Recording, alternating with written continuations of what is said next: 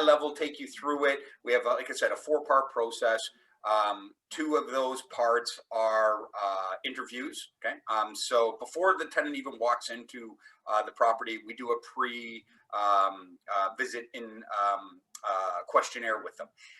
What we're really looking for in that is to make sure that the tenant can even support that property. We get people all the time, odd rent, $3,500 rent, tenants making $1,500, a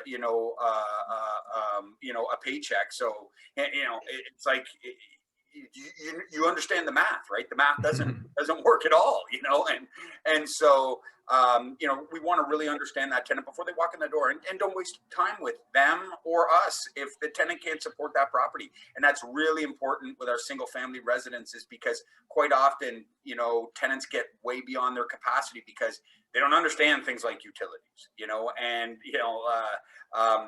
those have to be paid. So when the tenant doesn't pay them, everything comes back to the owners. So you got to be real careful with that. So we're starting to build a framework of the knowledge about this tenant, and it's going to work itself right through our process. So that's step 1 is the pre-visit interview. Your interview or your questionnaire, do you do it over the phone, or do you send them like a document? Okay. No, over the phone, and we try to do it casual so that they don't feel like they're getting bombarded with questions. It's kind of like, oh, and this and that and this and my booker, she's a nice little old lady, and she makes it sound like they're being friends, and she's just coordinating this action, but really it's building our framework. We want to start a baseline of information that we can cross-check as we move through the process. So step number 2 will be the actual visit and the second interview, which gets done by one of my property managers.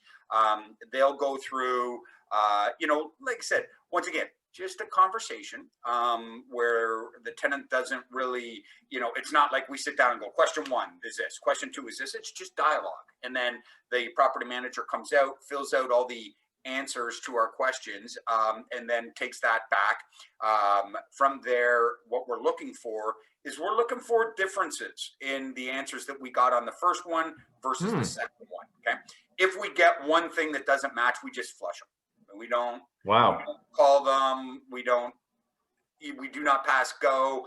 We're not looking to trip people up, but certainly when you're lying about things, sometimes you forget what that lie was, right? So then we take both of those questionnaires, and we have them fill out an application process. From there, what we're looking for is 2 past landlords. The reason why we go to 2 deep is if you've got a landlord right now and you're a problem, they're going to tell me you are the best tenant ever. Oh, I'm so sorry to see them go. I wish they could stay forever. I wish everybody was like that. Take them. But if I go too deep, guy 2 ago, he's got no vested interest in this. He's going to tell me, they said they didn't have a dog the day they moved in. They had 4, holes in the walls, destroyed this, did that, didn't pay this, they'll tell us the real story. And if I get a tenant that I know has been in a property for, or been in multiple properties, and they can't give me two landlords references, flush them again. Don't even worry about it. Just move along. Okay. What happens if if that person is trying to lease for the first time, like they don't have any landlords, for example? So it's a good question, and it happens. We get kids who are living with their parents. This is their first time out. You obviously have to gauge that with a little bit of what this person's work history was. Where were they? These things will paint a picture for you. If you've got a 35-year-old guy who is just coming off of a 1-year lease and can't tell you where he lived when he was 33, that's a problem. So you can use some common sense in this as well. But which references would you ask for in this situation where they're either immigrants or like young kids just trying to get their first place? What references would you try to ask for? Young kids are a little easier because usually we can put a little bit of pressure on them to get a cosigner. Cosigners for us are, gold. It's generally their parents. Their parents aren't going to put their credit in jeopardy for $1,500 of rent, so from that standpoint, that's what you're looking for. From an immigrant standpoint, you're trying to talk to people in the community that may or may not know them, may have sponsored them in. You're looking for job security, what their education is, what their plans are, stuff like that.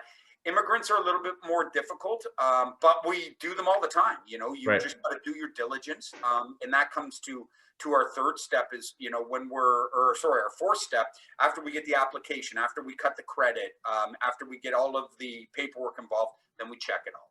Okay? We go through fine tooth comb. When they give me a landlord, we check to make sure that landlord is actually the person who owned the property. Okay. Because, they say, hey, my buddy Filip, he was my landlord, 2 ago. Hey Filip, when they call, tell him I was a good tenant. So So you actually look up the name and see if they're associated with the address? absolutely, we'll check the public record. Excellent. And Filip, as you know, as a realtor, is super easy to do. Right. For people who are trying to do this at home, this is easy for your property managers to do. This is easy for the people you put in play, and that's why you put professionals in play, because they go through those steps that the regular public doesn't either understand. The information's available to anybody, but they don't understand how to access it. So we're checking to make sure that what we're being told is the right answer. Whenever I read about tenant fraud or these horror stories of people getting in, it comes from a fake credit application, Right.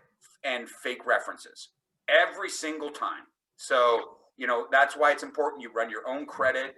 That's why it's important you go through the steps and make sure that people you are talking to are the people you think you're talking to.